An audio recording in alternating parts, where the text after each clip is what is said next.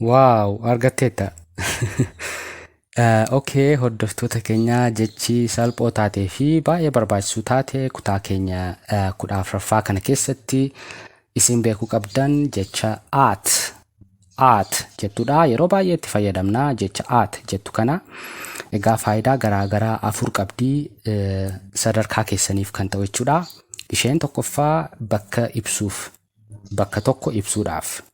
Fakkeenyaaf I am at home yoo jenne ani manan jira. At home manan jira. At kan jettu kun amma bakka nuti jiru sana ibsuudhaaf itti fayyadamna jechuudha. Walumaa galatti at jettanii asitti fakkeenyaaf bakka jirtan dubbachuu ni dandeessu. I am at jettanii bakka jirtan. Namni tokko eessa jirta? Eessa jirta jedhee yoo isin gaafate I am at jettanii bakka jirtan sana dubbachuu ni dandeessu jechuudha. I am at school yoo jettan ani mana barumsaa jira jechuuti. School mana barumsaa.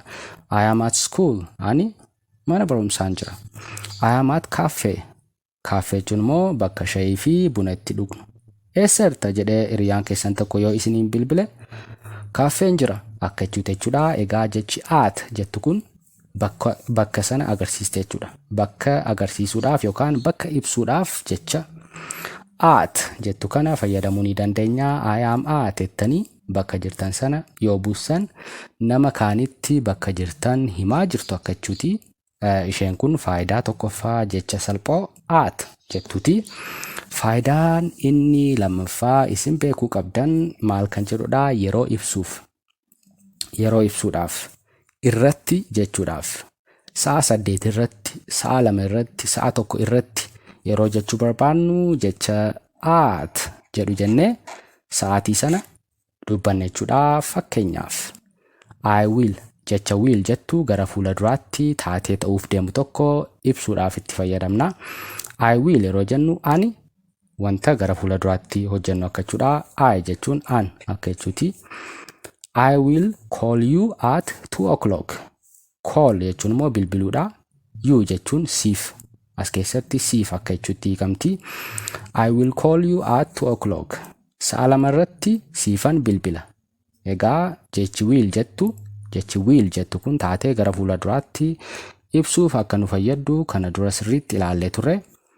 I will call you at 2 o'clock. Egaa at kan jettu kun sa'aatii ibsuudhaaf yookaan yeroo ibsuudhaaf. At jettanii sa'aatii sana yoo dubbattan sa'aatii sana ibsuudhaaf jecha itti fayyadamnu jechuudha jechi kun. Fakkeenya lammaffaa I will come at 2 o'clock. Come jechuun immoo dhufuudha. Namni tokko isiniif bilbilee yookaan hiriyaan keessan tokko isiniif bilbilee yoom dhufta yoo isiniin jedhe I will come at 2 o'clock jechuu ni dandeessu. Sa'a 2 irrattan dhufa akka jechuuti. Come jechuun dhufuudha. Egaa jechi at jettu kun maal agarsiifti? Yeroo sana ibsuuf akkasitti ishee kanallee faayidaa lammaffaa kana keessatti itti fayyadamuu ni dandeessu. Faayidaa sadaffaa illee ni qabdi. Isin sadarkaa kanatti kan beekuu qabdan jechi at jettu kallattii ibsuuf gara kanaatti jennee yeroo dubbachuu barbaannu kallattii ibsuudhaaf. Fakkeenyaaf namni tokko as dhaabatee gara kanaatti ilaali isiniin jechuu ni danda'a. Fakkeenyaaf look at me. Namni tokko look at me yoo jedhe fakkeenyaaf hiriyaan keessan bakka kana dhaabbatee yeroo ta'e isin immoo as dhaabbattaniitti yoo ta'e asii gara asiitti na laali yoo jechuu barbaade look at me jedha. Na laali akka jechuu isaati. Look at me jechuun walumaa galatti na laaliidha. Look jechuun ilaaluu akka jechuuti. Na laali yookaan gara kiyyaatti ilaali yoo jechuu barbaanne amma as keessatti jechi at jettu kun gara anaatti akka jechuuti. Gara ti jennee ibsuudhaaf yeroo barbaannu jecha at jettu kana fayyadamna. Look at me gara anaatti ilaali. Look at her yoo jenne immoo gara isheetti ilaali akka jechuuti. Look at him gara isaatti ilaali. Egaa jecha at jettu kana akkasitti illee kallattii ibsuudhaaf itti fayyadamuu ni dandeenya. Karaa salphaa look at this yoo jettan fakkeenyaaf ani look at this yoon isin jedhe this jechuun kana jechuudha. That jechuun immoo That jechuun immoo isa sana akka jechuuti. Isiniin amma fakkeenyaaf look at this yoon isiniin jedhe gara kanaatti ilaaliidha. Bakka kana ilaali isiniin jechaa hin jiru yookaan bakka kana ilaali isiniin jechaa hin jiru.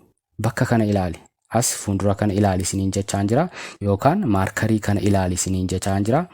Kanaaf at jechuun kallattii ibsuudhaaf. Bakka kana miti, karaa kana miti, karaa kanas miti, karaa kanallee miti, bakka kana qofaa ilaali isiniin jechaa hin jira. Kanaaf look at yeroo jennu kallattii agarsiisuu ni dandeessa jechuudha. This look at that sana ilaali kallattii waliin akka jechuudha. Jecha at jettuu kana kallattii ibsuudhaaf illee akkasitti itti fayyadamuu ni dandeessu. Faayidaa afuraffaa fi dhumaa jecha at jettuu immoo ilaallee kilaasii keenya 14ffaa kana haa goolabnu. Dandeettii ibsuudhaaf itti fayyadamuu ni dandeenya. Fakkeenyaaf waan isin dandeessan yookaan waan namni danda'u tokko ni danda'a yookaan wanta kanatti cimaadha yeroo jettanii ibsuu barbaaddan jecha at jettu kana fayyadamuu ni dandeessu. Fakkeenyaaf egaa kanatti akka jechuuti. I am good at football. Ani kubbaa taphachuutti cimaadha. Good jechuun gaarii yookaan namni tokko wanta tokkotti cimaa yoo ta'e I am good at jedhee wanta inni itti cimaa ta'e sana bakka kana buusuu ni danda'a. I am good at cooking food. Ani cook jechuun immoo cooking yeroo jennu nyaata hojjechuudha. Namni nyaata sirriitti hojjechuu danda'u maal jechuu danda'a? I am ani. Good jechuun immoo gaarii. At jechuun kanatti akka jechuutti hiikamti. Himoota kana keessatti kanatti maalitti nyaata hojjechuutti, maalitti kubbaa taphachuutti, football kubbaa akka jechuutti, football jechuun kubbaa akka jechuutti. I am good at football yoo jedhe namni tokko kubbaa taphachuutti ani cimaadha yookaan ani gaariidha akka jechuudha. I am good at making coffee yookaan coffee. Fakkeenyaaf namni tokko buna sirriitti danfisuu yoo danda'ate ani buna danfisuu irratti cimaadha yookaan buna danfisuu nan danda'a yoo jechuu barbaade sirriitti nan danda'a. Good jechuun yeroo wanti tokko baay'ee bareedaa ta'u good jenna. I am good at football. Ani kubbaa taphachuutti gaariidha yookaan sirriitti nan danda'a. I am good at cooking food. Ani nyaata hojjechuu irratti cimaadha yookaan sirriitti nan danda'a. I am good at making coffee. Ani buna danfisuu sirriitti nan danda'a. Buna danfisuu yeroo jennu make jenna.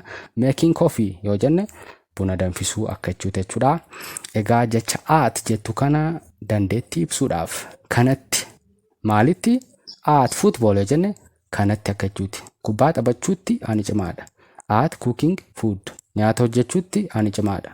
At making coffee buna danfisuutti yookaan buna danfisuu irratti baay'ee cimaadha jettanii waan ofii dandeessan, waan namni danda'u, waan obboleessi keessan danda'u, waan obboleettiin keessan dandeessu, waan firri keessanii fi waan hiriyoonni keessan danda'an bakka kana buustanii I kan jettu kana jijjiirtanii, I am kan jettu kana jijjiirtanii, he, she, it waan akkasii fayyadamtanii waan namni danda'u, waan ofii keessan sirriitti dandeessan, waan itti jabaa taatan yookaan cimaa taatan akkasittiin ibsuu ni dandeessu jechuudha. Egaa hordoftoota chaanaala EFOTube barnoota keenya kutaa 14ffaa kana keessatti jechoota barbaachisoo ta'anii fi sadarkaa beginner yookaan sadarkaa eegalaa irra nama jiruuf barbaachisoo kan ta'an sadan adda baafannee akkasittiin ilaallee jira jechuudha. Aga barnoota keenya kilaasii 15ffaa keessatti wal agarrutti yeroo gaarii qabaadhaa. Shaakaluullee hin dagatinaa jechuudha.